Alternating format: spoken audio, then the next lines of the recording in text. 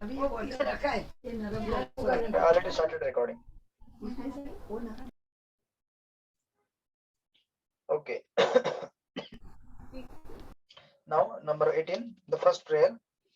Namasya Purusham Tvadyam Ishwaram Prakrute Param Alaksham Sarvabhutanam Antarbahir Avastitam. Yeah, Gyandeep Prabhuji, please read the translation. Hare Krishna Prabhuji, Dandavad Pranam. Pranam. Translation by Srila Prabhupada ki Jai. Yes. Srimati Kunti said, O Krishna, I of original personality and are unaffected by the qualities of the material world. You are existing both within and without everything, yet you are invisible to all. Thank you, Prabhuji. Hare Krishna. So this is the first prayer of Kunti Maharani, and in the first beginning only she is going very philosophical. That's why she will start with the philosophical, language, but then gradually she will become personal. She will express her personal things and also personal things related to Krishna. So in this verse, she mentions that, you exist within and without, but you are not seen. So you are there everywhere, but we cannot see you. So actually, atheists, they say that we can't believe in God. Why? Because we can't see him. Atheists, sometimes they don't want to see, that's another thing, even if he's present. But materially, you can't see God, right? That requires spiritual vision. You can't see by Charma Chakshu, you need the Shastra Chakshu or Premanjana. So it is a different subject matter.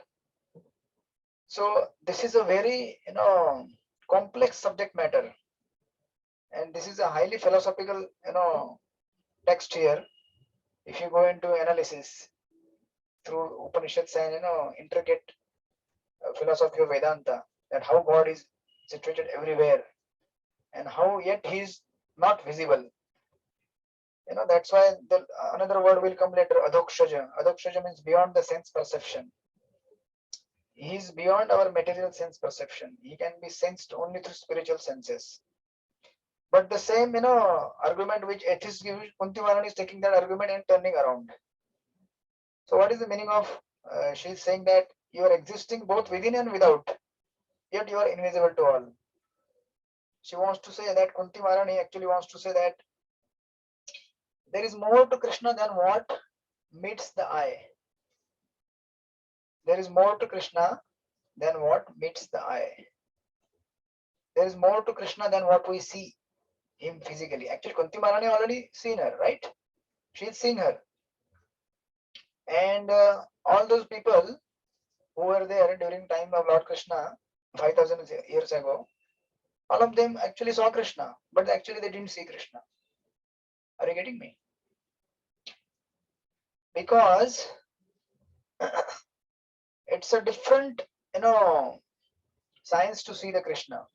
So you may see, but at the same time you may not see. So like that, now also Krishna is present everywhere. Just like I told you, the Brahma Jyoti, everything is expansion of Brahma Jyoti only, actually, this material creation. So Krishna, you can see Krishna at different levels. So just like, so the Krishna is appearing as a human being, but he is actually not human being, So therefore, whatever we see him as, a human being, he's actually not that. He's beyond, much beyond that.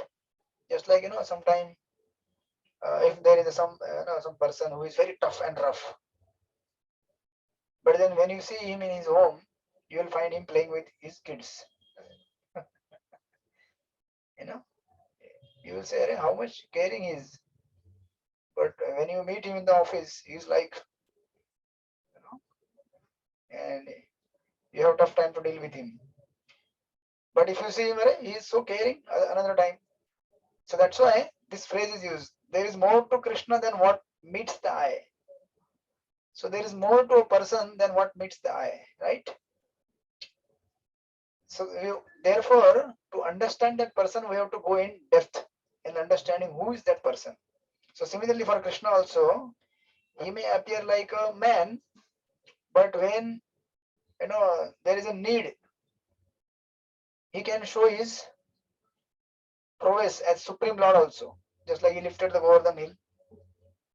Just now he is, he protected Parikshit Maharaj in the embryo in the tomb of Uttara, right? That was materially impossible, but Krishna can do that.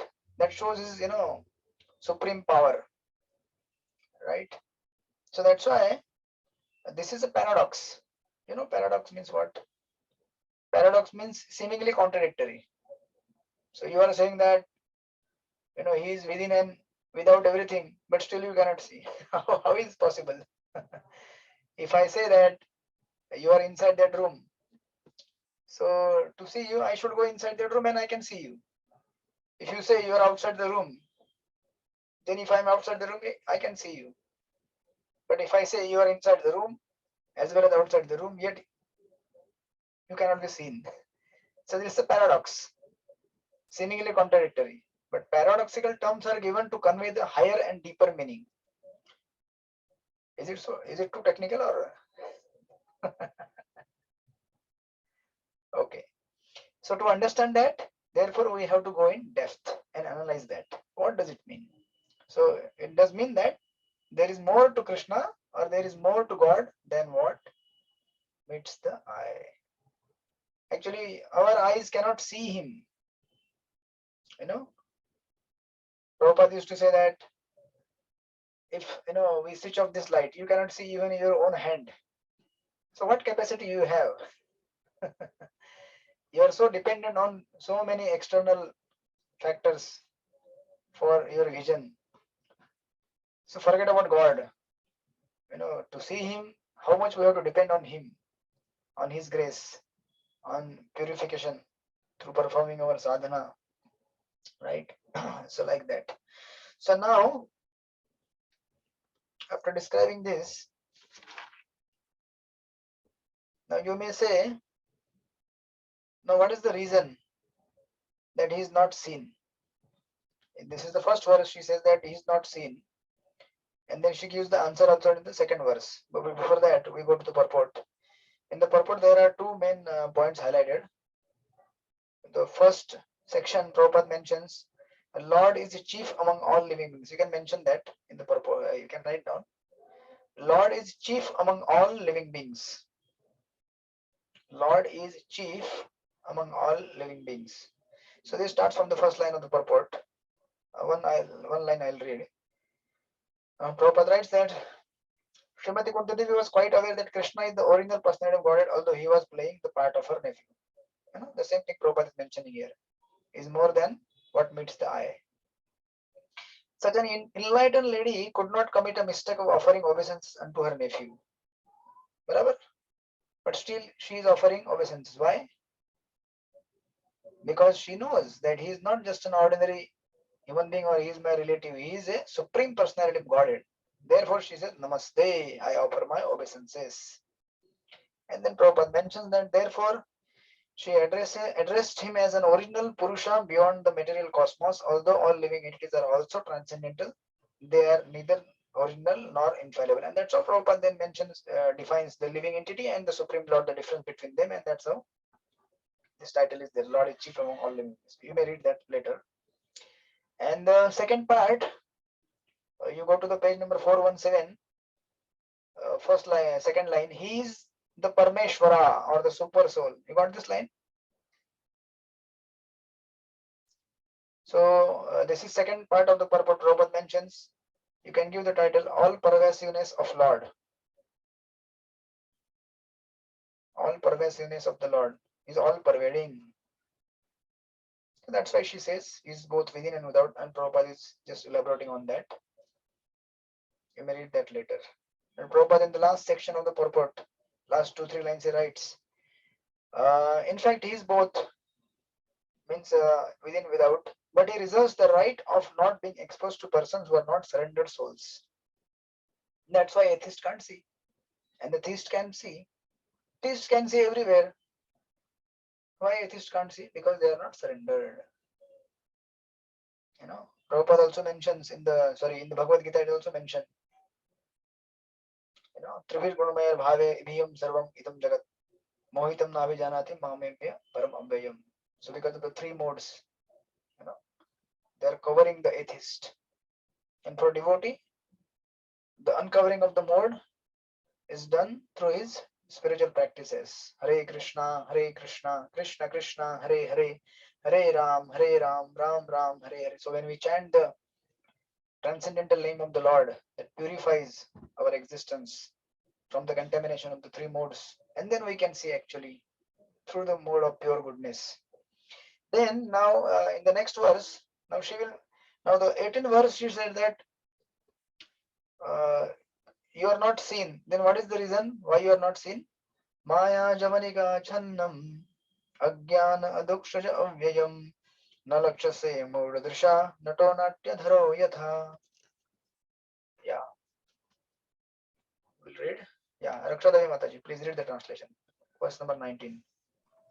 Hare Krishna, Prabhuji. Hare Krishna. Being beyond the range of limited sense perceptions, you are the eternally irreproachable factor covered by the curtain of deluding energy. You are invisible to the fullest observer, exactly as an actor dressed as a player is not recognized. Hare Krishna. Yes. So what is the reason why we are not able to see him? Because there is a curtain. There is a parda. Curtain. Curtain of what? Deluding energy, that is Maya. Maya Javanika Channam. So Maya has covered our eyes. We cannot see even ourselves. We identify ourselves as this material body, this so and so, male or female, or belonging to this particular country or city or so and so family. We can't see even our own self. What to speak of seeing the supreme self, supreme personality of Godhead. So there are three terms, Agya, Adokshaja, and Avyam, almost giving the same meaning. Agya, ignorant, Adokshaja is beyond our sense perception, right? And Avyayam, irreproachable. We can't approach him through our material vision. So because of this curtain of illusion, Krishna is not visible. And that's why it's Kunti Maharani gives this analogy of Nato Natya Dhara. Just like if somebody is playing some role in the drama, if suppose tomorrow, some of you go to the, play some drama and you change your costume, you change your, dresses, you apply something else, we may not be able to recognize you. This is Ramakirti Prabhu. No, he's not. He's appearing very young. He may have and he may decorate himself with black mustache, black hairs, and people will not be able to recognize him. What is his age, right? So just an ordinary drama player is not detected. So what to speak of Krishna, who is the best of the players? So when he comes here in this world, he plays the role of best, as good, far better than any human being. So he's playing the role of a small baby. Mama, I am hungry. Please give me some, makhan. So anybody will think that he is an ordinary bacha. He's not a god. That's what Brahmaji was bewildered, na? Muhyanti yata suraya. You must have studied in the first chapter of the first verse. That his Maya is so miraculous. Maya is so powerful that even Brahmaji, who is the first living being in this universe, directly born from the body of Lord Vishnu, he could not understand Lord Krishna. He was saying, that this baby Krishna is just playing with the cowherd boys and he's eating. Generally we offer bhoga. That bhoga should be uncontaminated, unseen by anybody, right? We take so much precaution. But there, Supreme Lord, he was eating just like any other normal, babies they eat. Taking somebody jutha, So he could not understand that, how can he be Lord? God doesn't eat like this. So of course he had the vision of Narayan in the Vaikuntha, Aishwarya Bhav. He was thinking God means majesty, and he is just ordering servants. Okay, bring this, take that away. He could not understand that God Krishna in his Vrindavan Lila can appear as good as a small child. So that's why, because of this curtain of illusion, Maya, it is difficult to understand. Now this curtain is not on Krishna, but this curtain is on us. You may see that curtain is there on Krishna, therefore we cannot see it. It's not like that. Curtain is on us, therefore we cannot see him. Curtain is there on Krishna also by his desire, that is Yoga Maya. Whenever he desires to uh, get under the influence of Maya, but that is for the sake of pastimes, right? So that is another, that is Yoga Maya, but for us it is Mahamaya. Maya, right? So actually every one of us are actually pure. Essentially soul is pure. But because of the action of Mahamaya, what happens? There are impure desires within our heart. And because of those impure desires, we get entangled within this world. What to speak of seeing God, we cannot see ourselves also. We can't, understand our position also. That's what the Gita also mentions, as I, told you earlier. This is 7.13 verse. Trivir Gunamayar Bhaver Ibhiyam Sarvam Idam Jagat Mohitam Nabhijanati Mamebhya Param Abhiyam. Krishna himself declares in the Gita that bewildered and covered by the three modes, people cannot understand me, people cannot see me. So therefore, to see God, we need efforts, more efforts than ordinarily what we need to see the material things, right? So for example, now I want to see this pen. What effort I need? This tube light, my eyes should be proper, I can see it, right? But to see God, I need these efforts are not sufficient. I need more efforts. Just like somebody is blind. Now you may say that blind, if he struggles to see, can he see? No, he can't see. The blind needs some surgical operation. Suppose there is a cataract, so he needs to be operated. A surgery needs to be performed, and then that cataract is removed, then he can see. So just like that, we need a surgical operation, surgical process to see the Lord. And what is that surgical process? That surgical process is process of bhakti, which Kunti Maharani will tell in the next verse. So this 19th verse, in the purport, again here are two sections. The first part of the purport you can write. Prabhupada mentions the supreme position of Krishna. Supreme position of Krishna. Beginning from the first line. So here in the purport, Prabhupada is mentioning, what all different activities Krishna did perform in the Vrindavan. Even though as a baby he killed the Putana, then Trinavat, Shakatasur, like that. Then he lifted the Govardhan hill. So all these things are the superhuman activities, right? So that's what Prabhupada mentions. And then the second half of the purport, if you go to the middle of the purport, not middle, in the page number 418, almost crossing 3/4 of this page, you will see this line, yet there is a class of men with demonic mentality who are always reluctant to accept the Lord. You got it? Somewhere below the name of Bhaktisiddhanta Saraswati Thakur. And yet there is a class of men with demonic mentality. Got it or not? Okay, from there you can give another section. Prabhupada mentions why there is a need of temples. The whole purport till the end, Prabhupada mentions why there is need of temples. I'm just giving this title so that it will become easy for you to capture the purport points. I mean, you can give your titles also once you study them. I given them according to what I understand. So need of temples. So why Prabhupada is mentioning need of temples? Because Krishna is covered by the curtain of Maya. To remove that curtain, we need to go to temple and purify our existence by performing devotional service. Because he's Adokshaja. I'll read one or two lines. Prabhupada writes, they want to know everything by their experimental knowledge, but it is not possible to know the Supreme Person by imperfect experimental knowledge.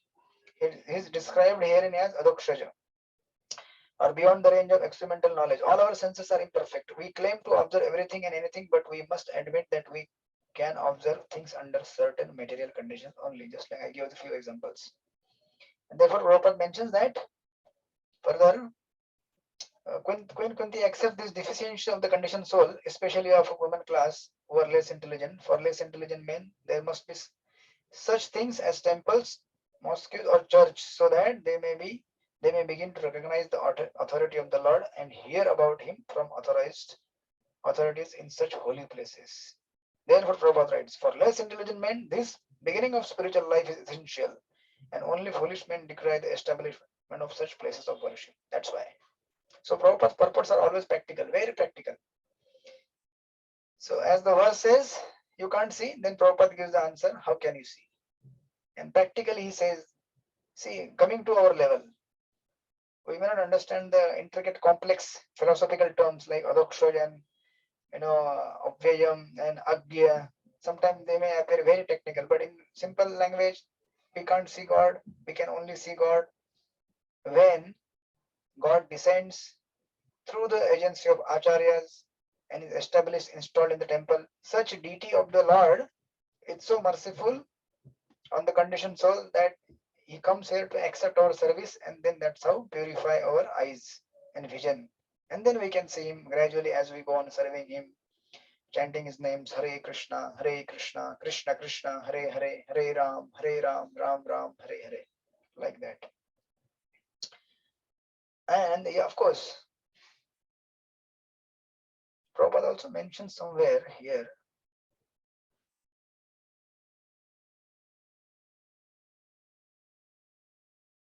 see last three lines. For less intelligent person, bowing down before the authority of the Lord, as generally done in the temple, mosque, or churches, is as beneficial as it is for the advanced devotees to meditate upon him by active service. Right? Beautiful line to meditate. So we are actually doing what the pure devotees are doing just by doing temple worship. Sometimes temple worship is considered for neophytes, right? But then just by doing temple worship, you are doing the same activity as that of the pure devotees, performing their pure existence. Then now next, the 20th verse, then Kunti Maharani says, first in the 18th she says that we can't see Krishna. 19 it is mentioned that because of the curtain of Maya. And then this curtain of Maya can be removed by Bhakti Yoga. So therefore she says, Tatha Paramahamsanam Muninam Amalatmanam Bhakti Yoga Vedanartham Katham Pashyam Histriya. Yeah, Ramakirti Prabhuji, please read the translation.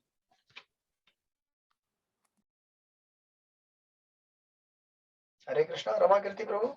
Hare Krishna Prabhuji, Yes, please read. You yourself descend to propagate the transcendental science of devotional service unto the hearts of the advanced transcendentalists and mental speculators who are purified by being able to discriminate between matter and spirit. How then can we women know you perfectly? Yeah, Hare Krishna. Yes, thank you.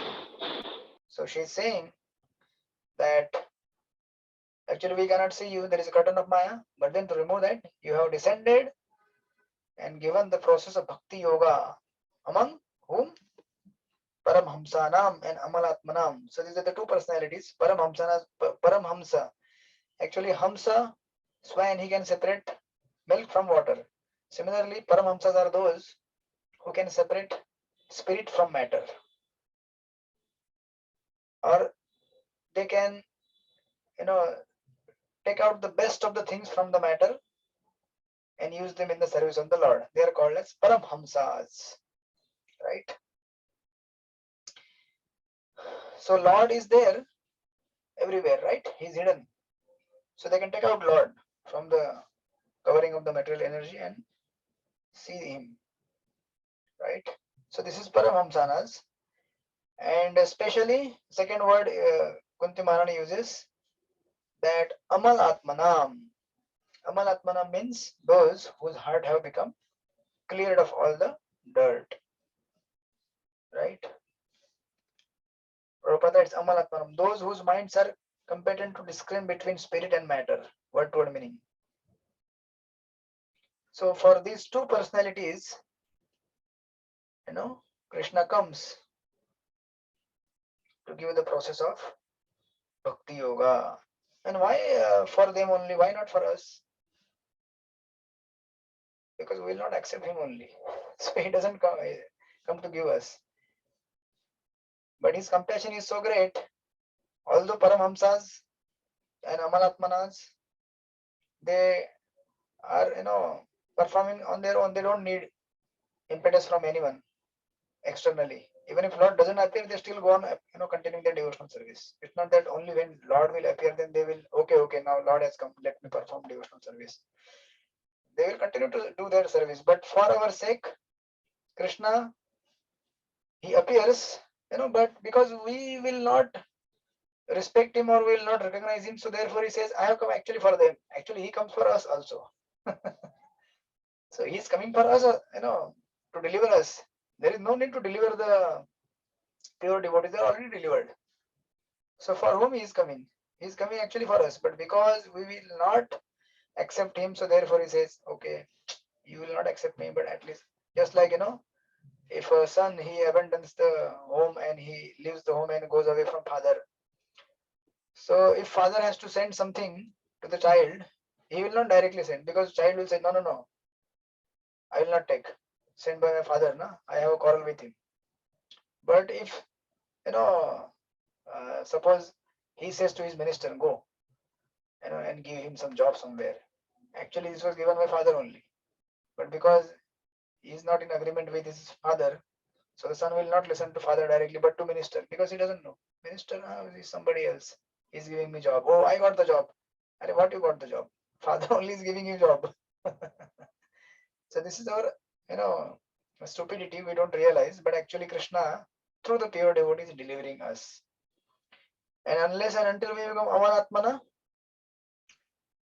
it will not be possible to, directly relate him. So therefore, through that process of Bhakti Yoga, we'll become Amal Atmanam. All the mala, dirt within us will be, removed.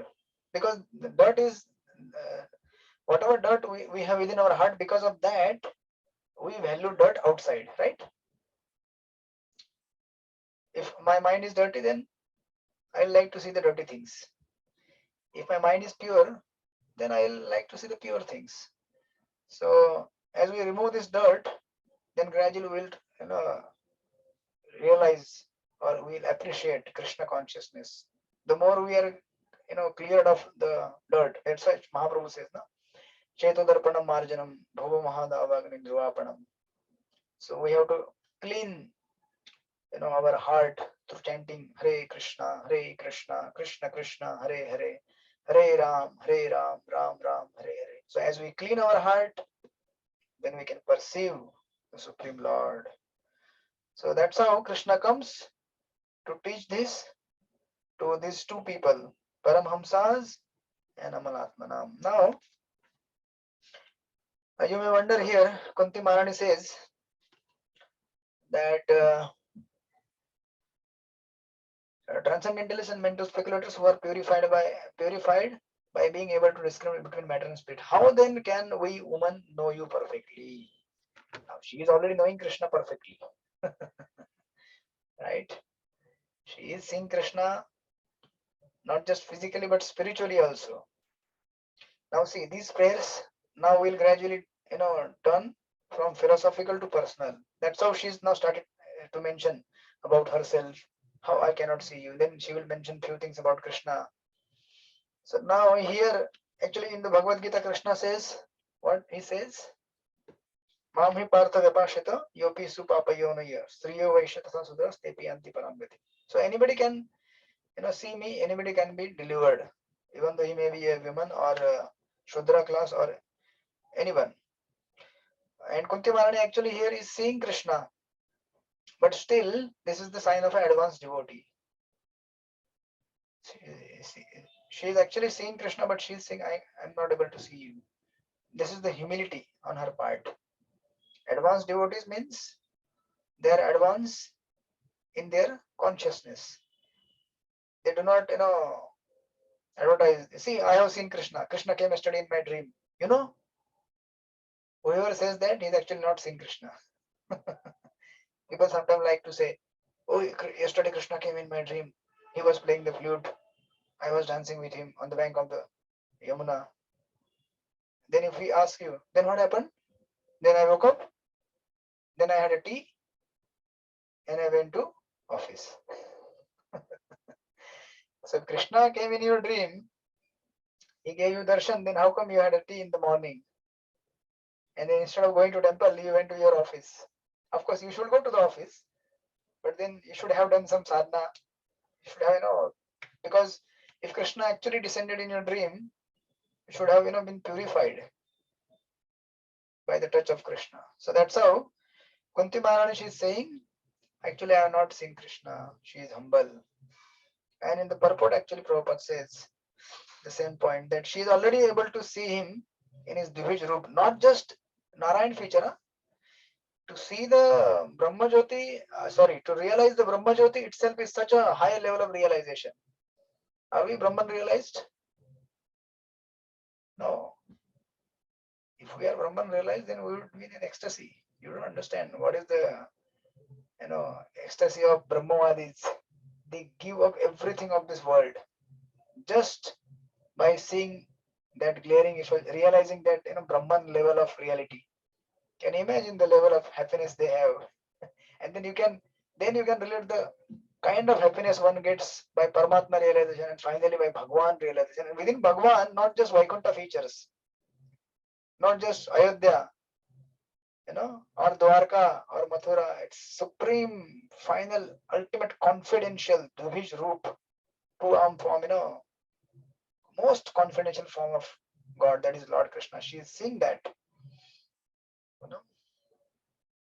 Of course, in the purport, you may give the title, Sincerity is the only way to access mercy of Lord. Sincerity is the only way to access the mercy of the Lord.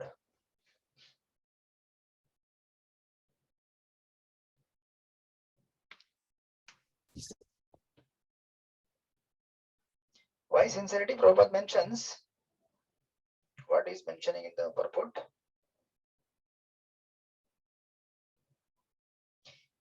Prabhupada actually, I'll just summarize. Prabhupada just saying that even the greatest of the philosophers, they have difficulty in understanding Krishna. But this lady, Kunti, she is able to understand.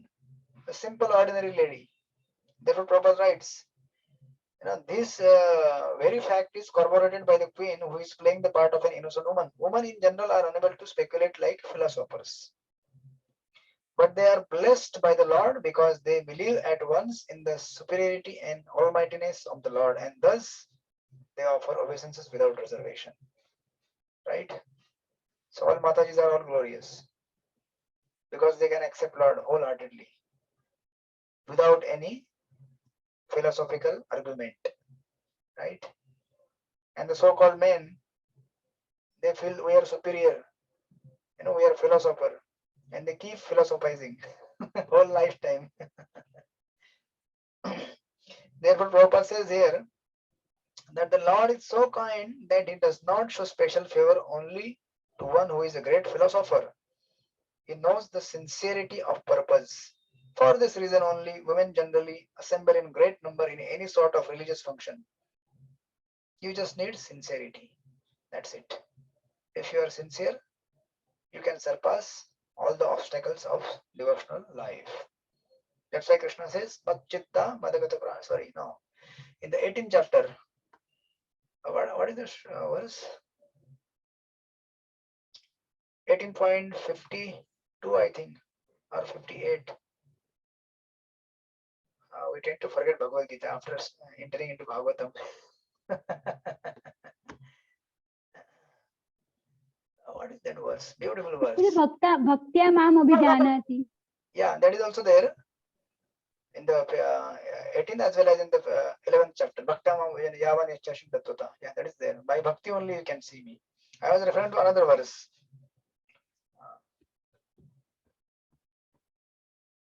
Machitta sarvadurgani mat prasadat tarishyasi. Right? Atha chattam ahankaram no shushyashi vinakshati. Krishna says to Arjuna that if you become conscious of me,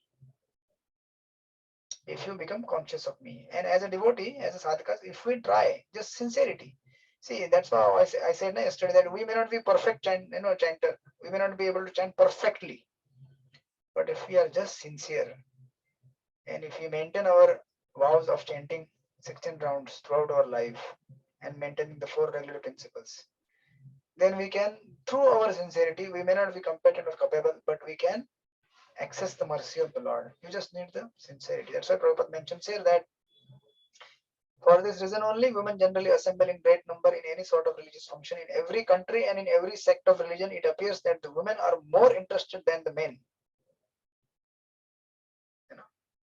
All glories to all the Matajis. This simplicity of acceptance of the Lord is authority. Lord's of the Lord's authority is more effective than showy, insincere religious fervor. Wow, what a statement!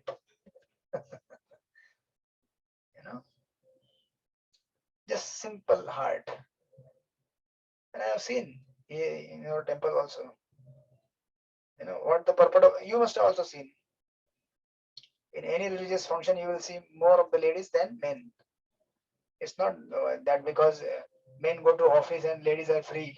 That's why they come to temple. It's not like that. Sometimes people think, "Arey, kya kaam hai?" The ladies are all the time in their home. They are free. We have to go to our office. We have whole day we have to work. That's why we can't come to the temple. But they are free, so they not like that. It's because they have simple heart. So that's why sometimes it is better that we not become more intelligent unnecessarily. We just remain simple, dull in front of Krishna. That yes, Krishna, I am very dull. I don't understand anything. I understand only one thing, that you love me and I want to love you. That's it. Just like the Brahmana in the Sri Rangam temple, he was reading Bhagavad Gita upside down because he was ordered by his spiritual master. What was the qualification? Just sincerity. He didn't know how to read. He was just like that he was doing. He couldn't pronounce letters. He was doing like that, keeping Gita upside down. And Chaitanya Mahaprabhu, and he was sitting in one corner, another side, learned Pandits and Brahmanas, they were reciting Bhagavad Gita. And when Chaitanya Mahaprabhu, who is Krishna himself, who is the speaker of Gita, when he comes there, he understands. These are all natak. They are not actually reading Gita. They are just showing, see, we are reading Bhagavad Gita. We are so intelligent. Our meter, pronunciation, just see how perfect. And then Brahmana, he doesn't know how to read. They were laughing at him. So Mahaprabhu didn't go to them, but he comes to that Brahmana and he asks him, my dear Brahmana, you are reading Bhagavad Gita, but I say you are crying in between. Why you are crying? No, he is God. Mahaprabhu, he can understand his heart, why he is crying. They may have, other Brahmanas, they may have thought he is crying because he can't read. They may laugh like that. But Krishna and Mahaprabhu knows why he is laughing, crying. So then Brahmana says, I am crying because I see in the pages of Bhagavad Gita, I see that divine vision. See, that's Adokshaja, who is beyond sense perception, is perceivable by your devotion. That's why Prabhupada's purports and Prabhupada's books are so vital and important for human society. Very, very, ground, to the, he comes to our level. He's not expecting us to become greatest of the philosopher or pandits or, learned Vedantist. Just be sincere. And he has churned the Vedic literatures and given the essence. Chant 16 rounds, follow 4 rules. Be in the association of devotees, worship Lord. That's it. Do you need to be a great philosopher for that? Do you need to read all the Vedic literatures or become Pandit? Even by reading small book of Prabhupada, you will start this worship. Right? So then Brahmana says, I am seeing here Krishna and Arjun. And what he's seeing? And not that there was a cover photo, just like we have on the BBT book that Krishna Arjun is there. He was not seeing that kind of picture. You may say, I am also seeing Krishna and Arjun when I am reading Bhagavad Gita. There is picture just like this. Oh, I am also seeing, not like this seeing. This is also seeing, we are seeing Krishna, but not this seeing. This was devotional seeing. He was actually seeing how Krishna, he was, now see, you are also daily seeing this picture, but what do you understand through this picture? Nothing. You are just seeing Krishna and Arjun. They are speaking Bhagavad Gita, and I have all this syllabus to study and I have all the questions to answer. I have to go through this Bhakti Shastri, Bhakti Vaibhav, and all the exam and this and that. But what actually that Brahmana was seeing, that Brahmana was seeing that this Krishna, who is the Supreme Lord, who is God, he is becoming the servant of his servant. How come? Have you seen Tata and Birla serving their servants? May have seen sometime, but can they do like that and advertise? See, I am the servant of my driver. Can they do like that? Very rare, right? Not possible. And that too, wholeheartedly, that I am servant of my devotees. So seeing that one aspect of Krishna is Bhakta Vatsalta. See, these mysteries of devotional service are revealed if you sincerely try to serve the order of the spiritual master. That's why Prabhupada many times says, success of our spiritual life is just to please the spiritual master. That's what Prabhupada did. He didn't do anything else in his lifetime. Bhaktisastra Thakur, he ordered Prabhupada, whenever you get time and money and energy, please write books in English language and preach in English language. That's it. Sometime, if suppose we are in Prabhupada's place, if you go to the New York and America and if you get a good success through, initially we begin with the books, then we may say, now there is no need of books. Now I'll become a big speaker. I'll advertise myself as a big, no need of books. Prabhupada didn't do that. Even after becoming world famous, preacher, till the end he was writing books. You may think now there is no need of books. Now I'm already established. Books, they're secondary. Now I'm speaking. He didn't think like that because he knew the power and the source of his spiritual energy is coming from the order of spiritual master. That's how this beautiful Prabhupada mentioned that simplicity is more important than just insincere, irreligious fervor. With that, you can hardly attract the Lord. You're just wasting your life. Like that. Then, as we move ahead in the prayers, then Kunti Maharani mentions that now this prayer is moving from philosophical to personal, right? So she said that I am a lady, I cannot understand you perfectly, but she is understanding well perfectly than any other learned Vedantist. So then see, in the next verse, she mentions few more personal things about Krishna. Very famous shloka. Krishnaya Vasudevaya Devaki Nandanaya cha Nanda Gopakumaraya Govindaya Namo Namaha. Yeah, Vrindavan Lila Mataji, would you like to read? If it is possible, if you have energy. Otherwise, that's okay. Usha Shankari Mataji, you can read. Maybe in the next one I'll try for Sure, her. sure. Hare Krishna Prabhuji. Yes. Translation. Let me therefore offer my respectful obeisances unto the Lord, who has become the son of Vasudeva, the pleasure of Devaki, the boy of Nanda, and the other cowherd men of Vrindavana, and the enlivener of the cows and the senses. Hare Yeah, Krishna. such a sweet verse, huh? Sweet, poetic matter also. Krishnaya, Vasudevaya, Devaki Nandanaya cha, Nanda Gopakumaraya, Govindaya, Namo Namaha.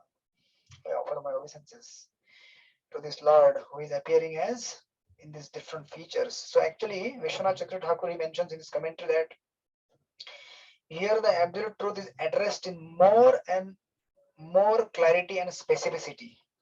He is not an extract, some this is a Brahman. It's not just some absolute truth, means he is a person. So this personality is, see, that's why Bhagavatam is more important for Vaishnavas. Because Bhagavatam gives the personal understanding of Bhagavan. Right? So therefore these three, 4, 5 names here. First of all, Krishnaya. Krishnaya means one who is attractive or dark complexion. Now one may say there are many people, personalities who are dark complexion. But among them, she is referring to whom? That's why she says Vasudeva. I am referring to Vasudeva, not any other dark complexion person. Vasudeva. So he is son of Vasudeva. And Vasudeva had many, many sons, right? But specially he is referring to Devaki Nandanaya cha, who is son of Devaki, right? And what is the specialty about this son of Devaki? He had special childhood. What is the specialty of his childhood? He was born to a Kshatriya father and mother, but he lived with the Vaishya father and mother because he wanted Makhan. So he was born in the prison house of Kamsa. See, Krishna's all, right from birth, everything is extraordinary. Ordinarily, nobody is born in the prison house. But he is born in the prison house to remove us from the prison of material existence. He appeared in the prison of Kamsa. And from there, he was transported to Gokul because he wanted to please Vasudeva and Nanda Maharaj. Right? Sorry, Nanda Maharaj and Yashoda Maiya. So that's how he went to the Vrindavan. And in Vrindavan, what did he do? He just pleased. He gave pleasure to whom? Brajavasis and cows and other, other animal Brajavasis who are there, deers, peacocks, and so and so. That's why he is called as Govindaya, Lord who gives pleasure to cows and senses. Pleasure to our senses, spiritual senses, not material senses. Like Govinda, like that she mentions. And then in the purport, Prabhupada writes pure Brajvasi Bhav. In the purport, Prabhupada is mentioning, you can give the title, Krishna is more merciful than Ram, Lord Ram. So you should not take this purport literally. I mean to say literally you can take, but for us, Lord Ram is also he is also God and Krishna is also God. Both are merciful for us. Actually, we cannot go to the level of Prabhupada, but then we can get some, drops, dropping out from the, nectarian pastimes Prabhupada is, describing about Krishna, because Prabhupada is Pakka Vrajvasi. Even in Bhagavad Gita purports, you have seen in the 11th chapter, where Krishna is, Arjuna requests Krishna that now you please remove this, Vishwarup. And then finally Krishna removes the Vishwarup also, 400 form also, and then finally comes to 200 form. Then Arjuna says, now I am, feeling comfortable by seeing your this Dvibhuj Roop, Manusham Rupam. Narayan Roop is not Manusham Rupam because that is Chaturbhuj. No human being is with 4 hands, right? So that is not Manusham. So Prabhupada in that purport writes that one should not even, move his attention from 200 form of Krishna to Chaturbhuj, Narayan, Narsingha, this and so many forms of Vaikuntha he mentions. That doesn't mean that they are not worshipable to us. They are, but Krishna, that is Prabhupada's pure Vrajvasi feeling, Vrajvasi Bhav. He loves Krishna so much that even, just like the gopis, when Ras Leela was happening, when Krishna disappeared, then Krishna assumed 400 form and he was sitting on the way. The gopis came. Now Krishna thought, let me see what they will ask. The gopis, what did they ask? Oh, Lord Narayan, you are here. Where is our Shamsundar? They just ask that and then move ahead. They are not attracted by opulence of the Lord Krishna in his Narayan feature. They are not attracted. Oh, now, if we are there in their place, we may have thought, hey, Narayan, Now let me ask this, that so many things we have to, in our long list of, but they are just concerned about Krishna. Where is our Krishna? Where is our Shyam Sundar? Right? So here in the purport, the first section, Prabhupada writes, why he's writing like that? Prabhupada mentions that Queen Kunti, third line you can see, Queen Kunti specifically adores the incarnation or descent of Lord Krishna above all other incarnations because in this particular incarnation is more approachable. You cannot approach Lord Ram like what you approach Lord Krishna. You cannot bind him. You cannot bind Narayan. It will be a great offense. Right? But to bind Krishna is not an offense. It is actually a great sign of a pure devotee if he can bind Krishna. Prabhupada mentions that in the Ram incarnation, he remained a king's son from his very childhood. But in the incarnation of Krishna, although he was the son of king, I mentioned he was born for the Kshatriya father and mother, but then he wanted Makhan. So he at once left the shelter of his real father and mother, King Vasudeva and Queen Devaki, just after his disappearance and went to the lap of Yashodamai to play the part of an ordinary cowherd boy in the blessed Vrajabhumi, which is very sanctified because of his childhood pastimes. That's why Lord Krishna is more merciful than Lord Ram. Okay? But for us, both are merciful. But as we move ahead, as we advance, this is a highly exalted level of pure devotion. That's how Prabhupada is revealing his love for the Lord Krishna. Yes, this is the first of the purport. And the second half, right from that next line, you can just mark there. He was undoubtedly very kind to Kunti's brother. You got this line? Just after, therefore Lord Krishna is more merciful than Lord Ram. Just after that. He was undoubtedly very kind to Kunti's brother Vasudeva and the family. From there you can mark just and give title. Yashoda and Nanda are more fortunate than Devaki and Vasudeva. Yashoda and Nanda are more fortunate than Devaki and Vasudeva. So why Prabhupada is saying like that? Because actually the most cherishable time of any human being is his childhood, right? Most enjoyable, because as a child we don't have any anxiety. Of course, parents they have anxiety, but parents they enjoy more because that time the child is dependent on the parents, and parents they can reciprocate. As the child grows, he feels now I am grown up. I can do my things on my own. I don't need you. So actually, those who are grown up adults, they can't do the same lila with their parents as what they were doing in their childhood. If they do that, if a grown up son he passes urine in mother's lap, then she will slap him. You can't enjoy the same pastimes because now you can't relate because he's already grown up. But with the child, if a child passes urine on mother's lap, she will feel happy. Wow, my child is growing nicely.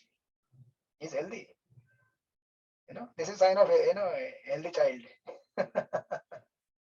So things are taken in different contexts according to the different times of human being.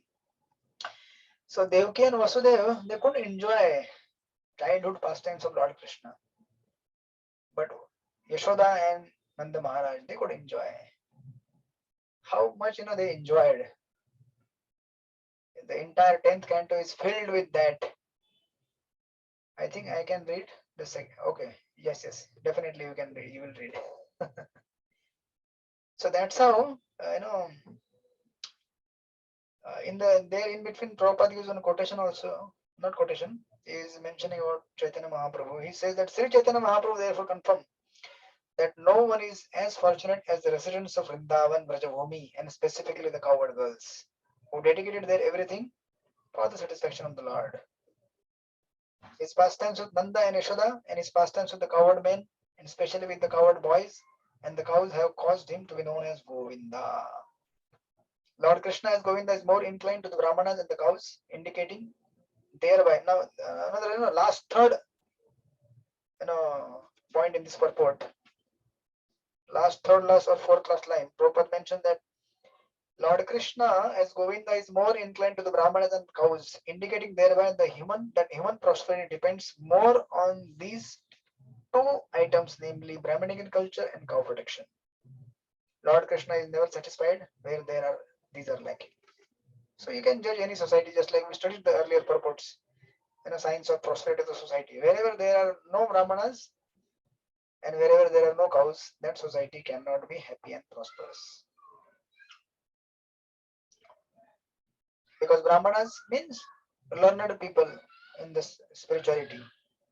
They are the one who guide society towards God consciousness. And without God consciousness, there cannot be happiness. In one of the purports, somewhere Prabhupada writes, if you want to become happy, you need to understand how to love God. Without loving God, nobody can be happy. However and whatever he may try. Because all our love is actually meant for him only. At the present time, it is now distributed, divided, and therefore we are not experiencing that satisfaction. So when we center that love on God, and it's not that we don't love other than devotees or our relatives, we love them, but we love them in relation to Krishna. I love my Prabhu or my wife or so and so because she is dear to Krishna. I don't love her because she satisfies my senses or I am satisfying her senses. Not like that. Because she is a devotee, she is serving Krishna, and therefore, I have a relation or I can love her, something like that. So then we take one more verse and then we'll stop. 848. As I told you earlier, I don't want you to become pure devotees artificially. We should become pure devotees naturally. So yes, we can discuss one more verse, that is verse number, I think 22. Yeah. Nama Pankajana, another classic verse. Nama Pankajana Bhaya, Nama Pankajamaline, Nama Pankajanetraya, Namaste Pankajangraye. Yeah, read Mataji. Prabhu, if you allow, may I read the shloka? Yes, sure. Yeah, Shloka. Thank you, Prabhu. Hare Krishna. Namaha Pankajanaಭಾಯ, Namaha Pankajamaline, Namaha Pankajanetraya, Namaste Pankajangraye. Translation by Srila Prabhupada. My respectful obeisances are unto you, O Lord, whose abdomen is marked with a depression like a lotus flower, who are always decorated with garlands of lotus flowers, whose glance is as cool as the lotus, and whose feet are engraved with lotuses. Hare Krishna. Lotus verse. Lotuses. Everywhere lotus. And beautiful poetic meter also. That's why Bhagavatam is a poetry. Poetic. Nama Nabhaya, Maline Netraya Pankajangraye. So here, Kunti Maharani actually becoming now more personal. Now she described various identities of Krishna, names of Krishna. Now she is describing the body of Krishna. Such an intimate, from philosophical to gradually descending to personal. So she's saying these a few things are there here. First of all, Nama Pankaja Nabhaya. His navel is like a lotus flower. There is another understanding to this, that in his Vishnu feature as Garbhodakshaya Vishnu, a lotus is born from Lord Vishnu's navel, right? And from that lotus, Brahmaji is there, and then from Brahmaji he creates the entire universe, right? So that's why she is saying that your navel is not an ordinary navel, it's actually extraordinary, from where a lotus appears. Have you ever seen any navel from where lotus appearing? right? And actually, I was hearing Chaitanya Prabhu. Whatever studies I have done, this is all based on Chaitanya Prabhu's, Bhagavatam study courses. Of course, I am adding some few other things also as per my understanding. So thanks to him, could get more understanding and revelations. So he was saying that normally when a woman is addressing a man, she may not describe a navel, right? This is such an intimate part of the body. You don't describe how your navel is, right? This is such an private discussion between husband and wife in their free times. But here she is saying that she is describing such an intimate thing, intimate part of the body of Lord Krishna, because Krishna's navel is not ordinary, and she relates to Krishna in a more of a maternal relationship, like a mother. So mother can describe baby. See how my baby is. She's like more of a bua, right? Bua, you say no, bua, aunt. So she's like a mother, and by describing it, she says she's pointing out to Krishna's transcendental position. He is not an ordinary person. He is a transcendental personality from whose navel entire universe is born, right? As a Garbhodaksha Vishnu, of course. He's much beyond that. As a Mahavishnu, through his pores of the hairs, unlimited Brahmandas are coming out in one blink of the eye. When he's just blinking his eyelids, many universes are going out and coming in. And among one such Brahmandas, we are there, and we are thinking, oh my God, how much long duration of life I have got. How much duration? Just the blinking of the eye of a Mahavishnu.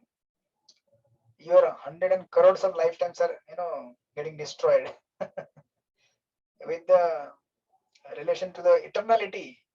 Our lifetime is Prabhupada mentions in the Bhagavad Gita 8th chapter, I think. Abrahma, Paryanta, something like that shlok is there. He mentioned that the duration of a living it is something like this many Brahmas and many are taking birth just like bubbles. They appear in the Atlantic Ocean, and within few milliseconds they disappear.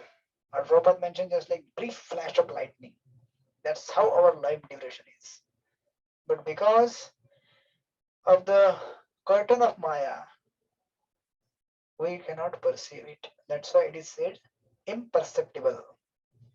Maya is acting imperceptibly. Gradually we are becoming old, but we always think, Are, how I am becoming old? I am young. Suddenly one day, Prabhu, you have to vacate this body now. No, I can't. How come I become old? I was so young. Just now I become old. That's how the imperceptibility of the time factor.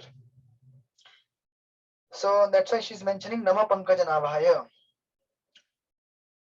And actually, Prabhupada mentions in the purport that why she is describing navel first. Generally, when you go to the Diti Darshan, you go from the lotus feet, right? But she is describing directly from the navel, and lotus feet she will describe at the end. Why? Because she is elder to Krishna. She is Krishna's Bua. If she starts describing Krishna from lotus feet, Krishna will feel embarrassed. Because she is senior.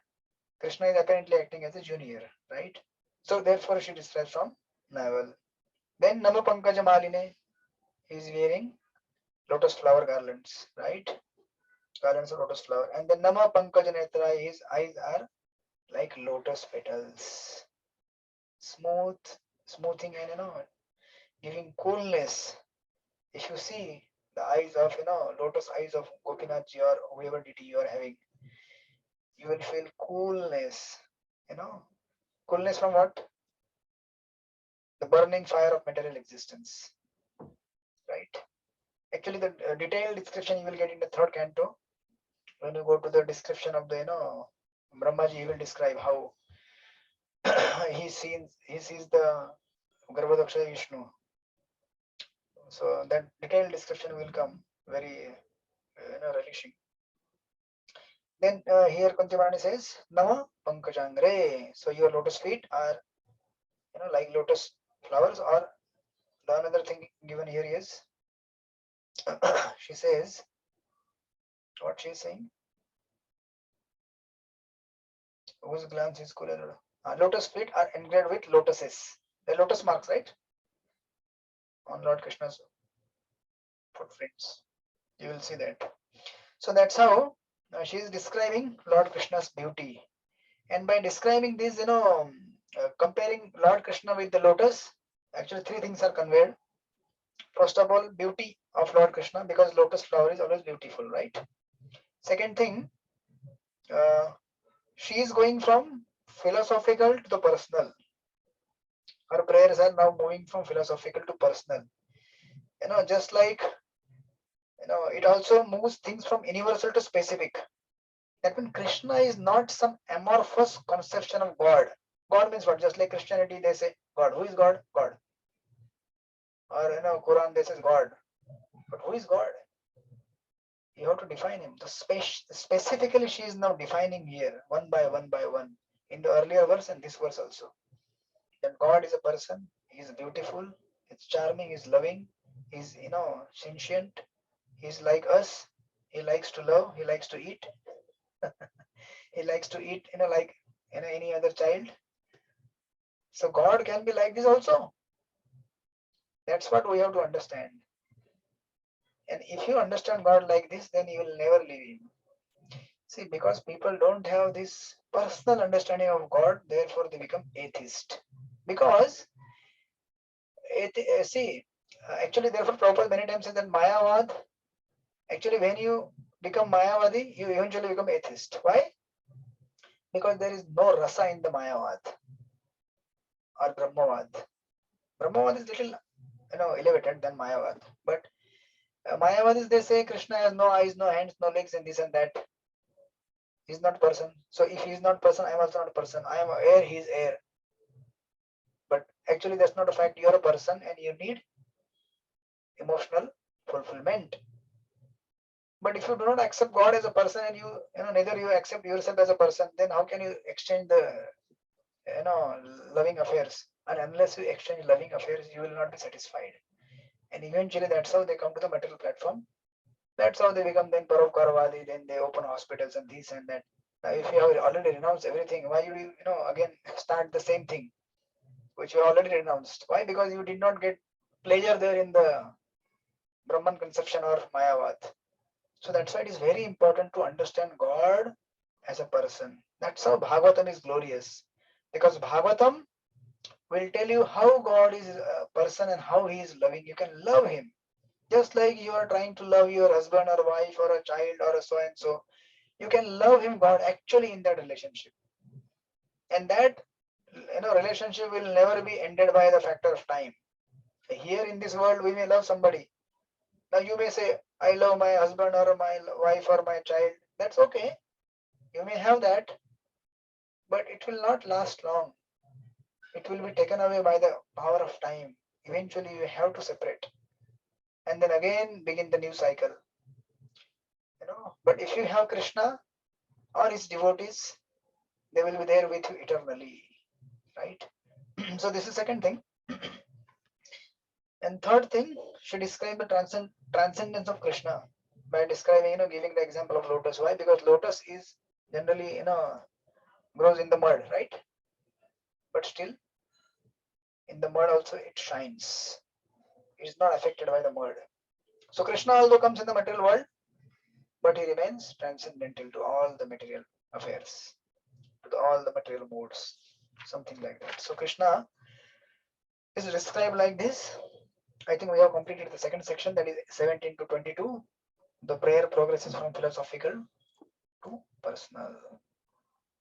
Okay, so we'll stop here with these beautiful verses. You can meditate later and relish the beauty of Krishna, pastimes of Krishna, and enjoy spiritual life. That's our real sense gratification. Hare Krishna. Thank you so much. Srila Prabhupada ki jai. Srimad Bhagavad Mahapuran ki jai. Kunti Maharani ki jai. Anybody has any question? Yeah, Vrindavanila Mataji, quickly. Yeah, but Prabhuji, I had a question. I'd raised my hand. Okay, yeah. I'm sorry. I mean, you didn't. Prabhuji, I had a question. Hare Krishna, Dandavat Pranam. Yeah, tell me, bro. I'm Ravindra Sachiputra Das. Yes, yes. Yeah, my query is with respect to text number 21, translation. It has got two parts, both are interrelated. Prabhupada ji says that he's become the son of Vasudev, pleasure of Devki, and then he says the boy of Nanda. So my question is that any difference between the stressing of the word son and boy? And the second part of the question is in the same translation, Yeah, what is the theme of enlivener of the thousand senses? Enlivener. yeah. See, this is very simple to understand. You have to understand the mood of Prabhupada, his emotional feelings there. When he is saying son means it's a kind of official.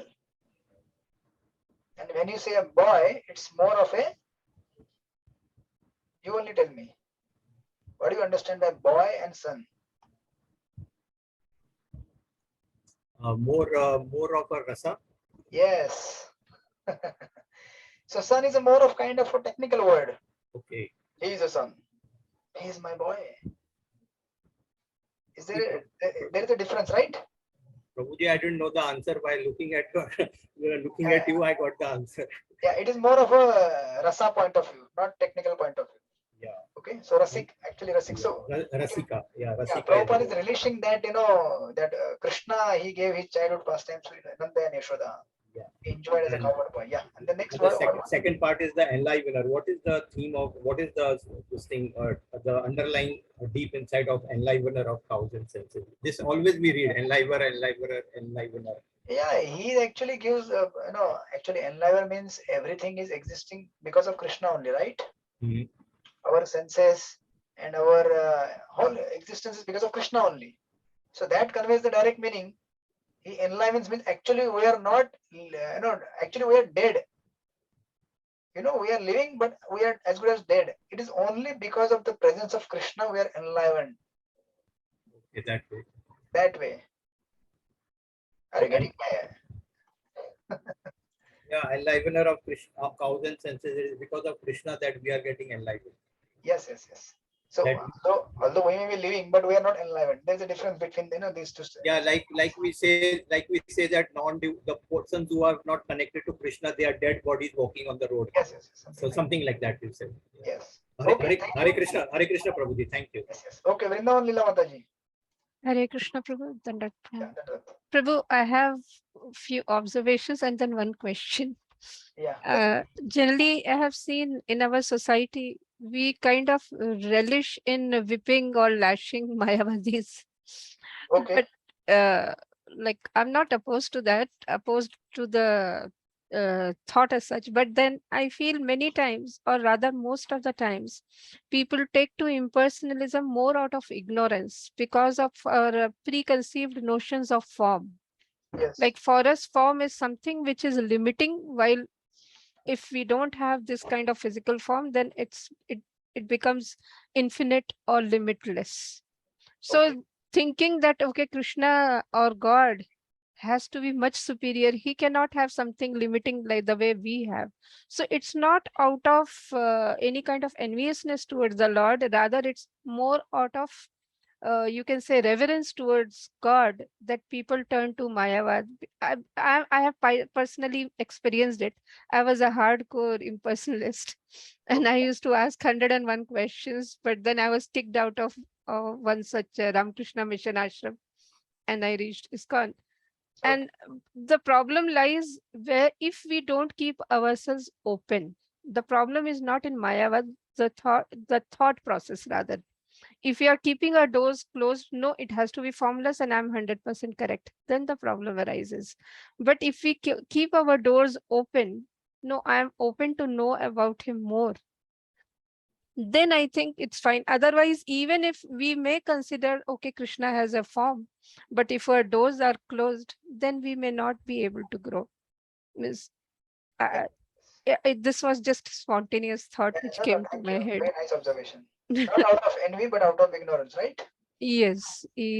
That's very important for us as a devotees, because we may now may judge them, and we may not be able to direct them properly.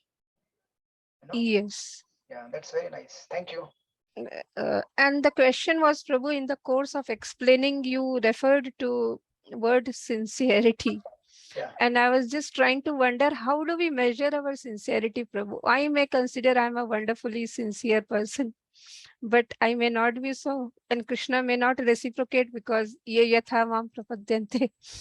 So how do I judge myself? Because others cannot do this for me. I only have to sit and uh, go deep into it. So what could be the symptoms of measuring ourselves? Yeah, you only can understand. I cannot say anything because it's up to each person. They only know how much they are sincere. Like what could be the criteria? Like as we say, when we progress in bhakti, there'll be a lot of detachment towards anasaktya vishayan, and like that, so many things are there. But that is when we reach the pure level of devotion. But when we are still, transitory, we are still moving towards that, and then trying to develop and work more and more on our sincerity. So how do we judge ourselves? Am I really moving in the right direction? Like we are reading Bhagavatam. For me, it's something like, like a ladder. Every shloka should take me closer and closer towards him. It should be progressive. Yes. So I should be able to judge that. Or am I able to develop more love towards him as I'm progressing more? Today we have covered these many shlokas. Has it brought any change in me? So I should have some kind of criteria. Otherwise, these Bhakti Shastri, Bhakti Vaibhav, it's just a degree, another degree. Yes. So for that reason, I'm just asking, maybe my questions are a little funny, Prabhu. They No. are not directly connected to the Shastras that we are reading, but then I try to see them with vis-a-vis our practical life. Okay. So anybody would like to answer? Yes, Prabhuji, can I make a Yes. Yes. Please. actually, Prabhuji, exactly same question, but more or less on these lines of the program at GEV, and one of the participant asked to Gauranga Prabhu, and that how what we are, some sadhana we are doing every day, and but we never feel satisfaction. Like as Mataji said it, when we are reading so many slokas, where we have reached on up or not. So how do we know that? So Gauranga Prabhu gave a wonderful. He said, that like a boy whose mother might be feeding, she might be feeding her husband. So she might be feeding since last so many years, but he might not remember back or 2 years back or forget about those years back, say a few weeks back, what she would have prepared a wonderful meal for her. She would not remember, or the boy wouldn't remember, but that meal had definitely nourished their body and their consciousness, because of which they are, today. So that nourishment takes place, which is very kind of a minuscule thing, but in the long run you can feel the presence of. And in the same way, this happens when we do little bit of sadhana every day. Like this was on these lines he said it. Like, Okay. Okay. Thank you for sharing. thank you, Prabhuji. Hare Krishna. Yes. Hare Krishna. So you may not understand, but actually you are progressing. And also, I mean, I don't have much of the experience relating to this, but I just have a very simple understanding of sincerity. Means even though you may not be capable of doing something, but still you continue to do that. Just like you say, see, take our chanting only. We say every time that we have to chant attentively. If you chant inattentively, what will be the reason? Repercussions. What will happen? We know everything, but still, every day we have this challenge. But still, we keep on chanting. See, something which supposed to give so and so result in so and so duration of time may not give, but still we continue that.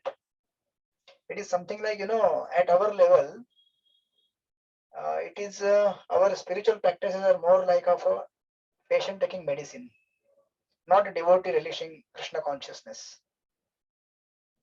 We have to come to that level.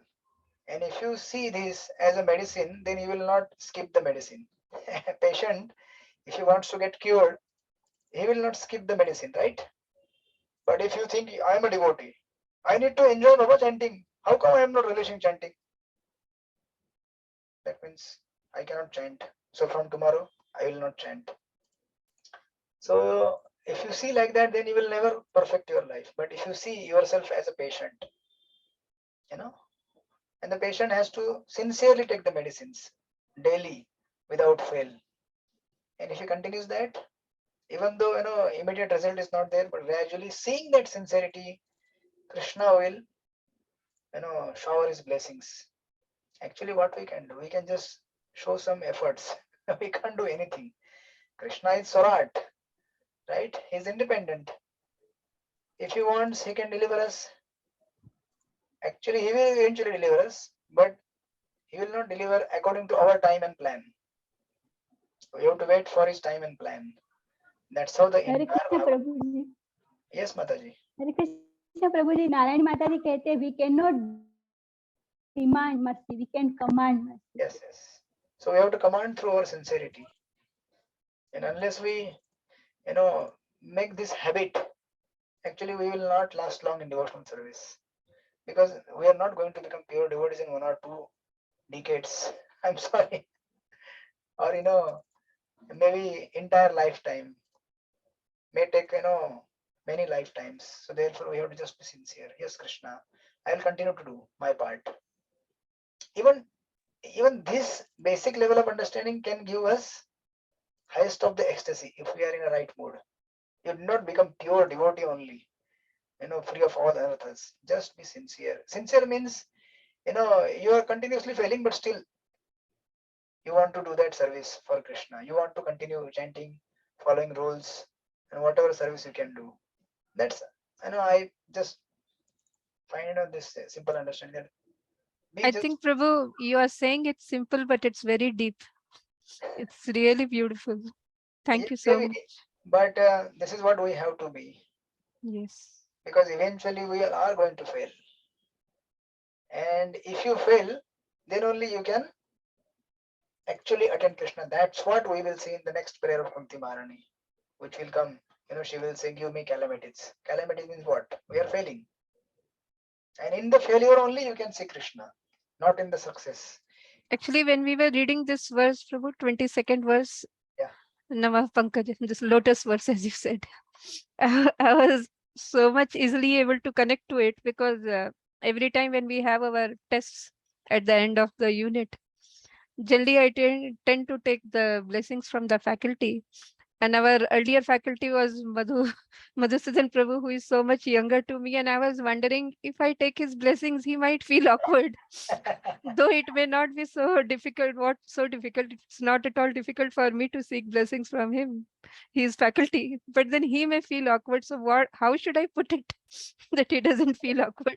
And I was so much able to relate to the awkward situation of Kunti Maharani there. Okay, so first of all, you should give him blessings, and then you can ask for the blessings. Yes. I think same situation will arise with you also. But thank you so much, Prabhu. I'm just Very insightful. servant for all of you. Whatever I have learned from my seniors authorities here, especially Chaitan Chan Prabhu, I'm very much fond of hearing him, and of course Radhanath Maharaj and Prabhupada. So I'm just sharing whatever I have heard. Actually, if I study on my own, I would not be able to present so systematically. I have studied from Chaitan Chan Prabhu and all other senior devotees. So that's how I'm presenting. That's it. And that's how I feel. I'm trying to become sincere. Something like that. Anyways, Thank you so much. so we will again meet on coming, I think Tuesday, right? Sorry, Wednesday, right? Yes, Prabhu. Wednesday and Thursday, I think. Yeah, Next. okay. Thank you Prabhu, so may I just Prabhuji, ask, Tuesday, na, Prabhuji? in Sorry? this unit, how many chapters are there, Prabhu?